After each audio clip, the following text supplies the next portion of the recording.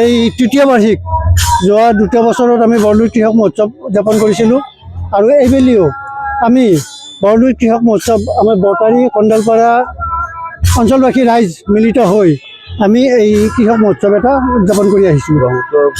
আমি এই অনুষ্ঠানটো উদযাপন কৰোঁ ব্ৰহ্মপুত্ৰৰ পাৰত। মানে এনেকুৱা হ'ল আমাৰ এটা সময়ত 1975 চনমানত আমাৰ এইবিলাক গাঁও আছিল আৰু সেই গাঁওবিলাক যেতিয়া নদীৰ সহায় লৈ গ'ল কালক্ৰমত এইবিলাক চাপৰি হ'ল আৰু আমি 2007 পৰা ইয়াতে কৃষি কাৰ্য কৰি আমাৰ এই অঞ্চলবাসী ৰাইজ চলি আহি আছে।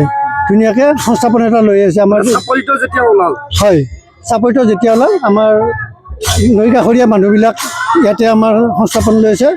ডেকা বন্ধুসকল, শিক্ষিত ডেকা বন্ধুসকলে সকলোৱে ইয়াতে আমাৰ কৃষি কাৰ্যত জড়িত হৈ আছে।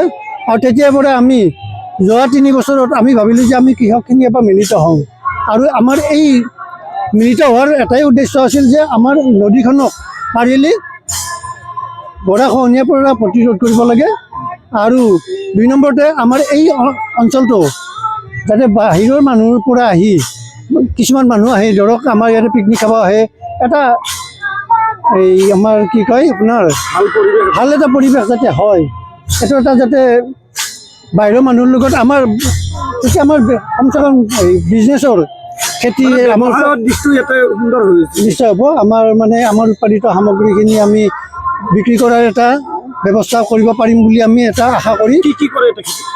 আমাৰ ইয়াতে প্ৰধানকৈ মালভোগ কলৰ খেতি হয়, তাৰপিছত আপেল বগৰী হয়, মাকৈ কৰিছোঁ যথেষ্ট, সৰিয়হ আমাৰ প্ৰায় 2-3 হাজাৰ বিঘা মাটিত আমাৰ সৰিয়হ খেতি হয়।